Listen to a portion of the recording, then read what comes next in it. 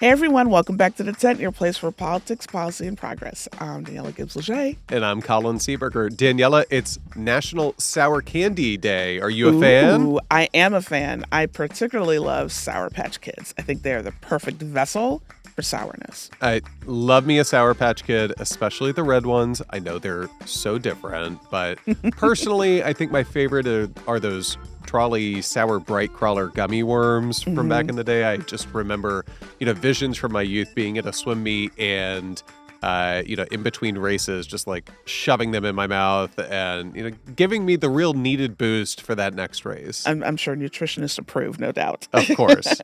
Well, candy aside, we did have a serious conversation this week, but I heard it was a really good one. It was. I talked with former Alabama U.S. Senator Doug Jones about the need to stanch out political violence in this country and really bring the temperature down of our national discourse.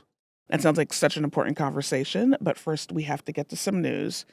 As you all probably know by now, a gunman fired at former President Trump at a rally in Pennsylvania last weekend. The attack killed a former fire chief, injured two other rally attendees, and clipped Trump's ear. I want to be crystal clear here. We at the Tent and Cap Action condemn this attack.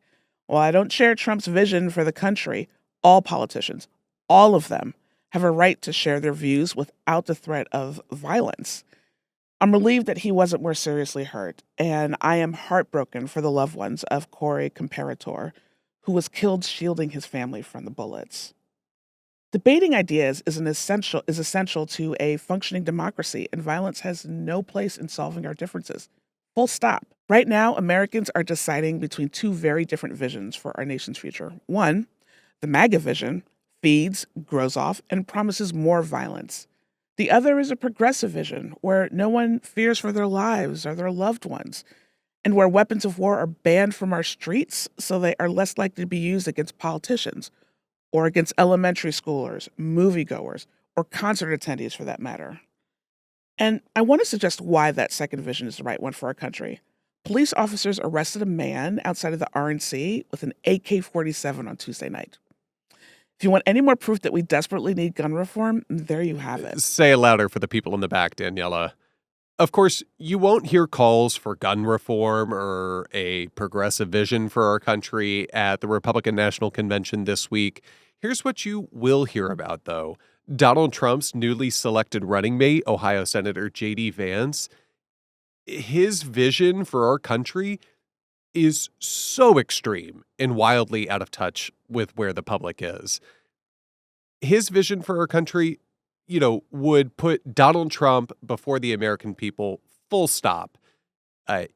He was chosen because he'll do what Mike Pence refused to do, and that is reject the election results on January 6th and certify the peaceful transfer of power that we should come to expect in this country.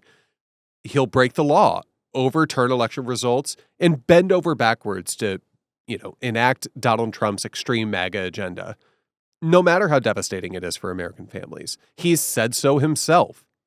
And if you need any further proof, just look at, what J.D. Vance was saying about Donald Trump in 2016. He was one of his biggest critics. He suggested Trump could, quote, be America's Hitler, close quote. He called him reprehensible and even equated the MAGA agenda with cultural heroin. Again, those are his words. But when offered the chance to rule our nation, he suddenly shifted gears and was singing a different tune. It's clear that neither he nor Trump govern with conviction. What they want is to exercise control over the American people. It's why they both like that far-right MAGA playbook, Project 2025, from the Heritage Foundation so much. It was made for people just like them. And it gets worse.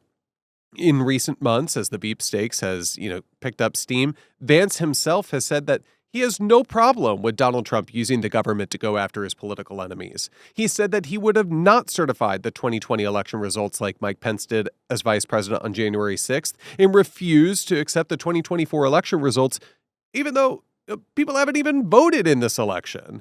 He supports a nationwide abortion ban, has voiced support for abortion bans like that in Texas that include no exceptions for rape, incest, or the life of the mother.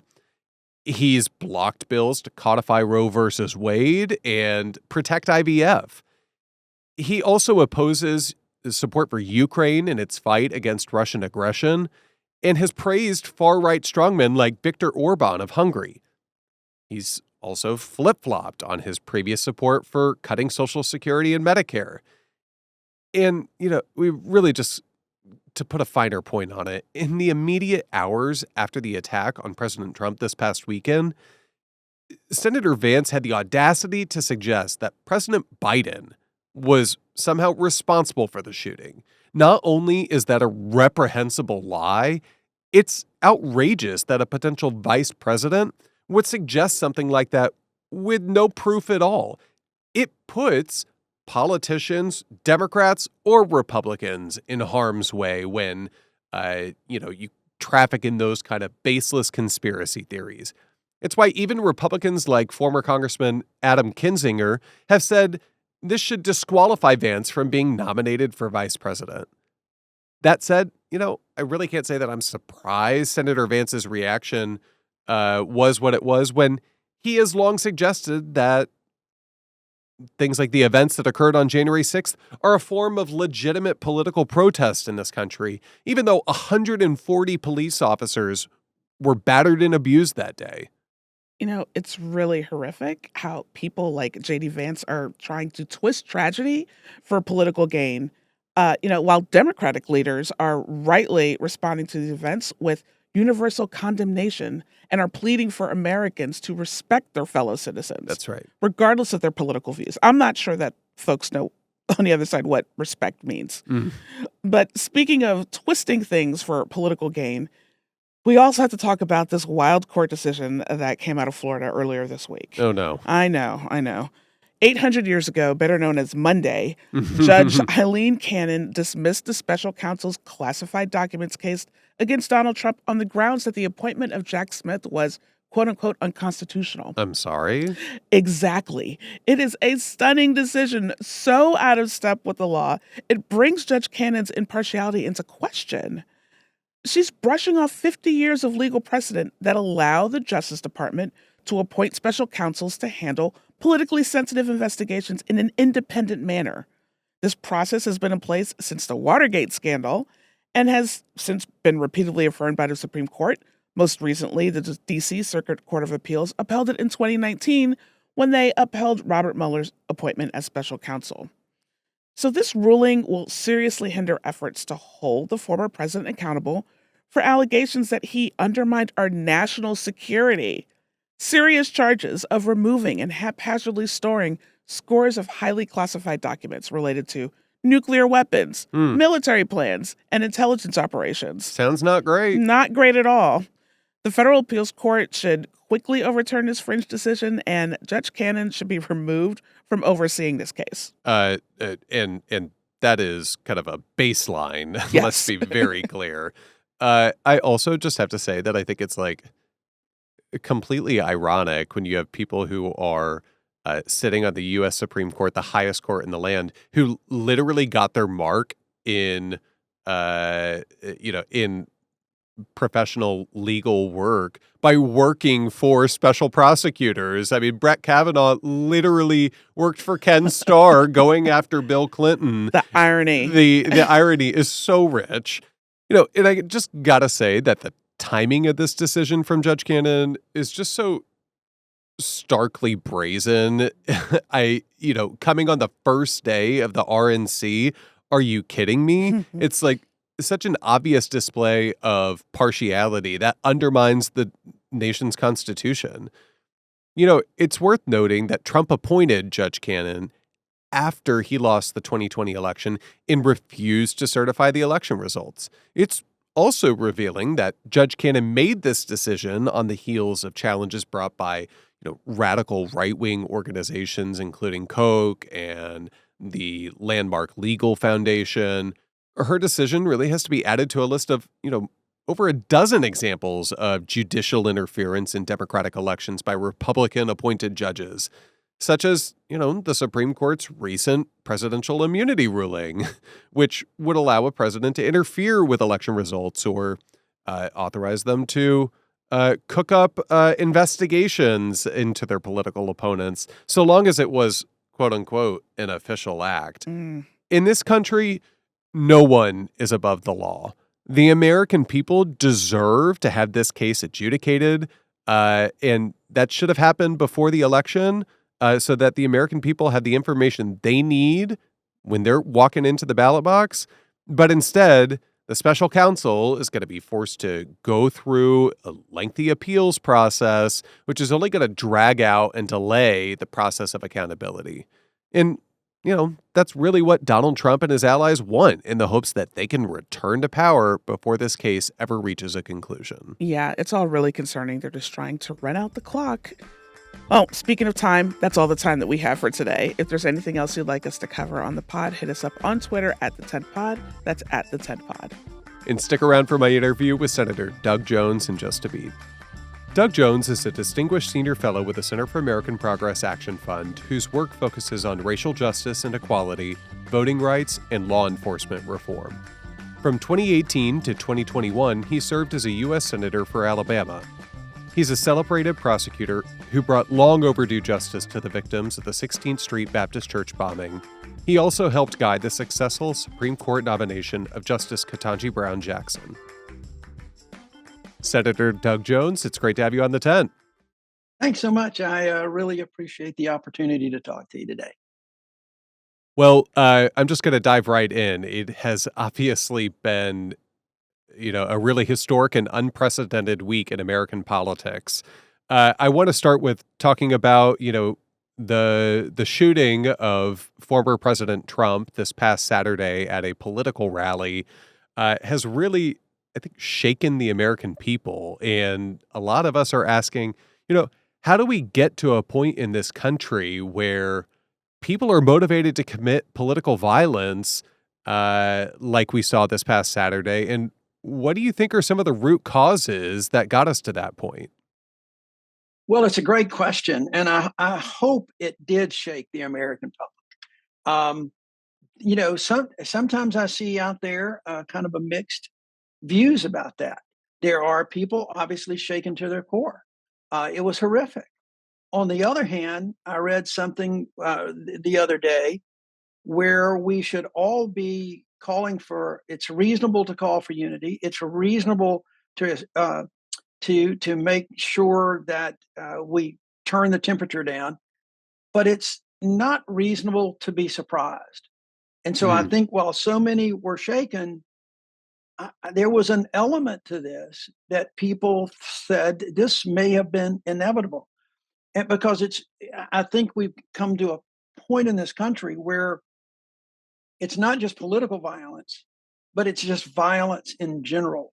We hear all the time whenever anything like this happens, whenever there is a Uvalde shooting, whenever there is a mass shooting, whenever there is senseless murder.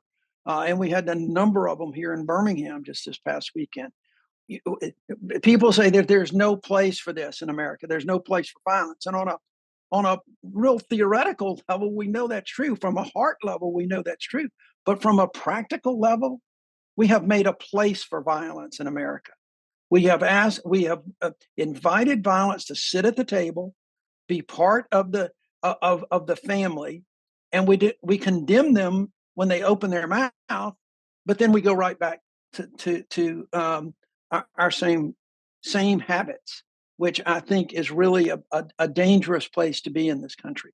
So I hope that people will see this as a way to dial things back, not just in the political rhetoric, but just taking a look at violence in general, the root causes, the guns, anything that we can do to stop people from solving differences, whether they are political, business, social, family, personal. Stop solving your problems with violence, and particularly with gun violence. Hear, hear, Senator. You talked a bit about calls to bring the temperature down, and I'm curious. In order to do that, we need to recognize where there's been a ratcheting up of violent rhetoric, particularly on the far right, and also how we respond to incidents of political violence when they happen.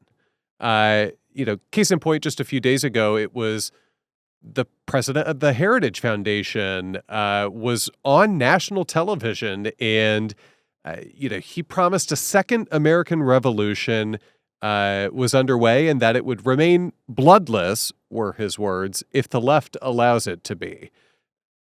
It's just outrageous and really dangerous stuff. How do we set the record straight on where these escalations are coming from, as well as, how our leaders are responding in different ways to incidents of political violence so that we can actually make progress in turning down the temperature and demanding better from our elected officials? Yeah, look, I think we have to. I think people on both sides of the aisle just can't call out the people on the other side of the aisle. We have to make sure that you take the politics out of the rhetoric and simply say that is not acceptable. And that is not easy to do in this partisan world. We saw that happen just this past weekend. The moment, within minutes after the shots rang out in Pennsylvania, you had people like J.D. Vance, who's now on the ticket, blaming Joe Biden for simply saying that he's a threat to the election of Donald Trump would be a threat to democracy. You saw a congressman from Georgia saying that Biden had actually ordered the shooting. Just outrageous kind of things. And those talking points, except for the ordering of that was way the hell out there. Okay. But the Vance talking points have been picked up by all Republicans at this point. The Speaker of the House said the same thing. I was on a media show with former Governor Gilmore from Virginia the other day. He started it with the same thing. And it's a false equivalency. You cannot talk about a robust political differences. And we've got to have that. We really need to foster robust political differences here in campaigning with the rhetoric that we have seen coming from the right. And frankly, particularly Donald Trump. Dog whistle politics, inciting people to do violence, and not in very specific. I mean, look, no one is out there saying, grab your guns and let's go, attack. It's done in different ways. And political violence, by the way, should not be considered just an attack on a political figure or a threat on a political figure. That's right. Political violence can also be attack on immigrants, attack on a religious sect, a denomination. It can be any number of attacks on community members for their political beliefs that are not political figures. And that's what we're seeing more and more of these days. And it has statistically, no one can objectively argue that most of that rhetoric is coming from the right. Most of the attacks are coming from the right, but not all. And I do think we have to acknowledge that when there are more progressive voices that also say things in the heat of something that could be taken the wrong way, then folks, Democrats, folks like us need to call that out too. Remember, the last real political violence that we saw was a shooting of a Republican leader in Congress, Steve Scalise. He was just practicing baseball one morning for the congressional baseball game, and someone from that really was a follower on the left opened fire and it was Republican practice. So, but before we can turn the temperature down, we've got to recognize who has turned it up, and we've got to acknowledge who has turned it up, and then that way we can, I think, begin to kind of dial things back. But that acknowledgement is, I don't see coming. I haven't seen it coming in the last few days from any of my friends on the right. I think that you started to get at a really important point, and that is incidents of political violence are not just an attack on the political figures themselves, they're fundamentally an attack on our democracy, this entire project, right? And they're an assault on all of us who want to participate and want to preserve that system. Um, it, just to pivot gears a little bit, the shooting was on Saturday. We saw a couple days later the Republicans have kicked off their national convention this week that's taking place in Milwaukee. And, you know, just 48 hours later, we're continuing to see some of that really vitriolic rhetoric coming out of the Republican National Convention. What are some of the narratives that you're keeping tabs on? I tuned in myself last night and heard, speakers talking about, uh, Democrats will stab you in the back, or Democrats are destroying this country. And how do you approach balancing, the need to talk about the contrast and visions while at the same time not using language that is inciting hate, one, and two, even worse, drifting toward, language invoking, physical assaults against people? Yeah, and, look, I think that is it's more difficult in today's world for a couple of reasons. Number one, when I was growing up, it would not be unheard of to say, "Oh man, look, they really put a bullseye on you," or we're gonna target him. I'm gonna put that player on another team in my crosshairs. That was just a figure of speech, and it still is for so many people.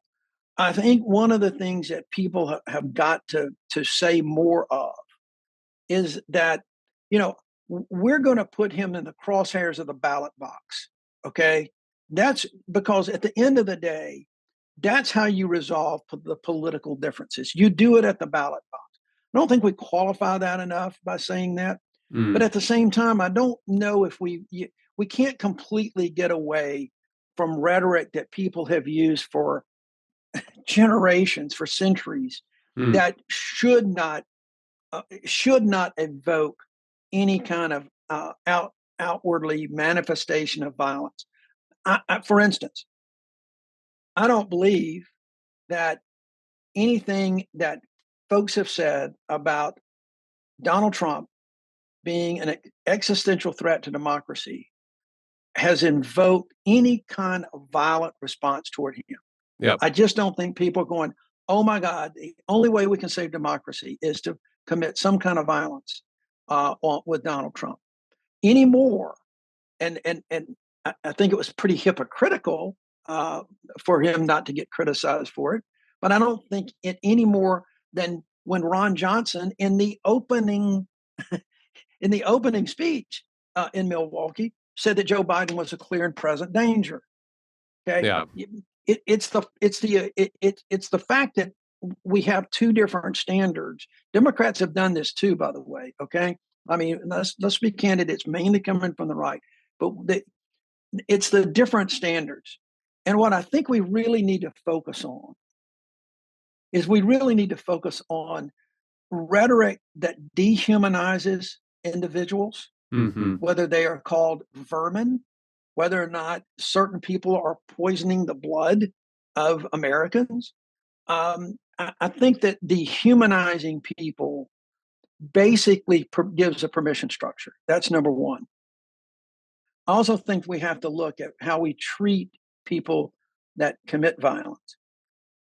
Best example that I can give you right now is that January 6th insurrectionists are being hailed as heroes.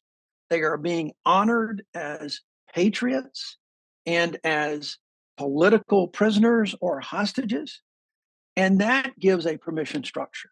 And it's important for people to remember, I think, that when I say it gives a permission structure, most people in a partisan way say it gives permission structure for those on the right to do it again. but it also could give permission structure for folks on the left to say, well, whatever is good for the goose is good for the gander. Mm-hmm. And I'm going, if they can do it, by God, so can we. Political rhetoric like this, violent rhetoric, kind of filters into the psyche of certain people, and they see and it doesn't matter whether it's the right or the left. Mm-hmm. It filters into a certain way, and they react.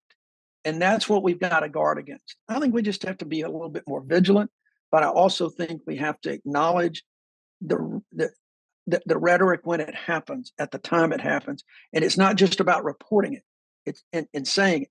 People on both parties have to work together to try to condemn the rhetoric when it's truly is kind of rhetoric. Look, let me say this real quick. I grew up in Jim Crow. I saw Bull Connor invoke and give a permission structure for the Klan. I saw George Wallace do things that gave a permission structure for the Klan to do violence, to blow up bombs at a church on a Sunday morning, to blow up bombs at homes. There were words and deeds. Words have consequences. Words have meaning, and we've got to make sure that we work on that. And those words certainly exist in a particular context. Senator, I want to talk to you because of your background. You're a prosecutor or former prosecutor. I want to talk to you about this far-right Project 2025 agenda. One of the components of that plan is basically to empower the president to use the Department of Justice as their own, legal clearinghouse to do their own personal bidding.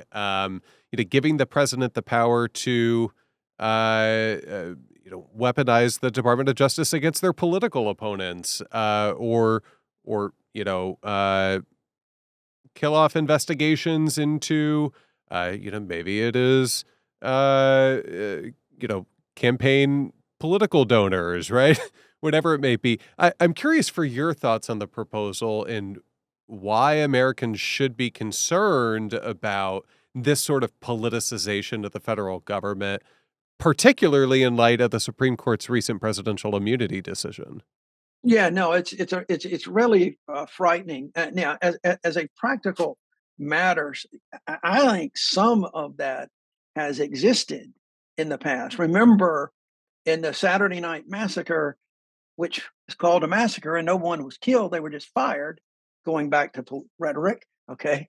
In the 1970s, what happened when Richard Nixon ordered his attorney general to fire the special prosecutor, the attorney general resigned. And then the next in line resigned. And then the next in line resigned. And it took ultimately Robert Bork, I believe, or Rehnquist, I think it was Bork, that fired Archibald Cox. And there was such pressure on him that they had to appoint another special prosecutor, and Leon Jaworski came in. So the president has a lot of power already vis-a-vis the Department of Justice, but it hasn't been exercised because presidents generally have respected that independent nature, and they haven't ordered that. And so what I think Project 2025 is doing is basically saying, forget the norms, forget the right thing to do, forget the ethics, forget the morality of it. Just give the president the authority to do whatever the hell he wants to do. And the Supreme Court has now said, okay, that's fine. He can do that. She can do that, which, as a little bit of a side, should mean to the American people that all of a sudden policy should take a little bit of a back seat to character. Who is sitting in that Oval Office? Their character, their integrity, their respect for the institutions of law, for the rule of law, for the institutions of government should be probably paramount now, given the enormous unchecked power that the Supreme Court has handed to the President of the United States. So I think it's very dangerous for that to be articulated that way. One would think that any one who has respect for the Constitution of the United States and for people, would put as a pronouncement just the opposite. I mean, I think that, your point on kind of our system of justice having been predicated on norms, and the urgency that's created by the court, I think it really underscores the need to erect some, more sturdy guardrails, or kind of more formally shaping what that relationship, should look like, given this, these new powers available to the president to an exceptional degree. So before you go, I do want to ask you also about a very unique documentary film, War Game, which documents a role-playing exercise undertaken by you and officials from 5 past presidential administrations, Democratic and Republican. In that exercise, you're actually responding to a hypothetical attempted military coup. I think it is particularly relevant given the fragility of the, peaceful transfer of power that was, I think really had a spotlight shown on it on January 6th. Can you tell us a little bit about your experience, with this exercise, the film, and lessons you learned from it that, we should be thinking about in this particular moment?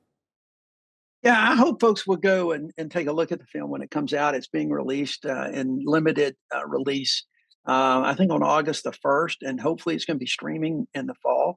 The Vote Vets Foundation teamed up with some folks to do this exercise, and it was a kind of a war game. I played the Attorney General of the United States. It's unscripted. Steve Bullock, who was the former governor of Montana, played the President of the United States. Heidi Heitkamp, former senator, was his top aide, and you had General Wesley Clark as the chief of the Joint Chiefs of Staff, chairman of the Joint Chiefs of Staff. And what was really fascinating about this is that we knew that this was another January 6th like insurrection, and that's basically all we knew. We had a basic of the group, but all of a sudden, it kind of turned into that military concern that it is a military coup that infiltrated our military, our National Guard. It spread to states, and we were reacting in real time. You had a Department of Defense, Homeland Security, DOJ, the White House, the Situation Room, and we had bad guys in another room that were directing all of the problems that we were reacting to. And I think one of the things was ultimately going to be whether or not the president invoked the Insurrection Act to quell this, which everyone was loath to do, and ultimately did not. It's maybe a spoiler alert. But what I learned in that was that trying to stop this, trying to prepare ahead of time, you have to take into so many potential possibilities, because there was so much misdirection that was being thrown at the government officials, that we wanted to react to, we needed to react to, but at the same time, we had to look behind our back, we had to look at our left and our right flank, and things were happening very quickly. Things on January 6th escalated very rapidly. Yeah. And I think government, the one thing that we learned is you got to really start planning for that, and seeing how things go. And at the end of the day, hopefully, I think it's important that the president of the United States be getting objective opinions from different sources in different ways, and you got kind of a team that is giving him an area, but you got an alternative there, and you got an alternative here, so that everybody can understand that. That's the way the presidency should operate. And I worry sometimes that, especially if there's the next administration that is a Donald Trump like, that you're not going to have that. You're going to simply have, what do you want to do, Mr. President? We'll execute it. And that's going to be a real dangerous situation. Well, that is a very terrifying thought. I hate to leave our listeners on that, but Senator Doug Jones, so grateful for your time and appreciate all of your wisdom. Thank you. It's a pleasure being with you guys. Well, that's going to do it for us today. As always, please go back and listen to previous episodes. So, Colin, Bachelorette, are we up to date? We are not. I Colin. know. I'm sorry, listeners. I have been a little bit preoccupied with doing the parenting thing. I was solo parenting end of last week, and I just haven't had time. What are your reviews? Are we liking the beginning of the season? I am liking the beginning of the season. Okay. I think the move to immediately take them out of the United States and take them to Australia was great, because you're kind of like, everybody is like off their footing now. 'Cause you're in a foreign country. You don't know what's happening and what's going to come next. It's not the same old, bachelor mansion. So I thought it was really smart. Yeah, I mean, it's going to be interesting to see them in this new environment, given the fact that, like, usually in a bachelor season, they're doing like fake wedding proposals and photo shoots and whatnot, or like stand-up comedy acts and whatnot. So I feel like it's also going to be interesting, both for their like ability to build relationships, but also the fact that like the audience is going to get to like potentially see less of the contestants' personalities early on in the program. So I'm curious to see how the producers strike that balance. Yeah, I will say, without spoiling anything, we saw some personality this week. Okay. And I have thoughts, so we'll just have to wait to discuss. Okay, I will have to open up the DVR. What I have had time to do, though, is to catch up on Presumed Innocent. I know we've talked about it on the show before, and I sat down on Friday night. I started the whole series, and I blew through like 5 of the 6 episodes, watched the 6th one on Saturday, and just was completely enthralled. I was like, okay, if you know me, you know that I like can't stay up after the sun goes down to save my life. The amount of times that my husband and I have like sat down to watch a show or a movie and I crash like 10 minutes in, it's ridiculous. But I was just totally captured by the show. It was amazing, especially after the first episode. Like, you get right in there, and like Rusty Babbage, I think it's Babbage, right? Savage? I forget. Regardless, the Jake Gyllenhaal character, you just see him navigating all of these individual relationships, whether it is professional or that with his spouse, or how he's managing his relationship with his children at the same time, being accused of having murdered a former colleague. It is so gripping. I can't stop watching it. It's like every now and then you come across a show that reminds you, like, acting is truly an art form, like good acting. Yeah. Right? Like, there's a lot of crap out there on TV, let's be honest, right? I mean, yeah. But like, this whole series is just like chock full of like people who are just good at their craft. And so you are immediately drawn in, like you said, and all the performances are great. Even the kids, who I don't know how well they are in real life, but amazing. Just so like good. So good. So I think I'm 1 episode behind, and another one drops this week, but I'm in. I'm all in. It's so good. So good. Well, I don't know about you, but I am very much looking forward to watching episode 7. Just dropped yesterday, and I'm going to be diving right in this weekend. Yes, because we're going to be staying inside because it's too hot to go outside. That it is.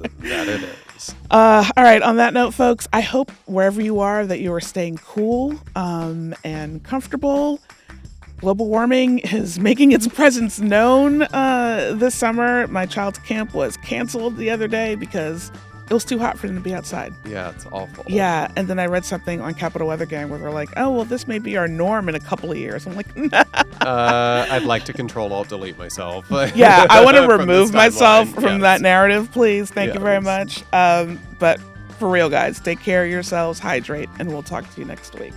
The Tent is a podcast from the Center for American Progress Action Fund. It's hosted by me, Daniella Gibbs-Leger, and co-hosted by Colin Seeberger. Aaron Phillips is our lead producer. Kelly McCoy is our supervising producer. Mishka Espy is our booking producer, and Muggs Leone is our digital producer. Hi Fan, Matthew Gossage, Olivia Mowry, and Tony Pandolfo are our video team. You can find us on YouTube, Apple, Spotify, Google Play, or wherever you get your podcasts.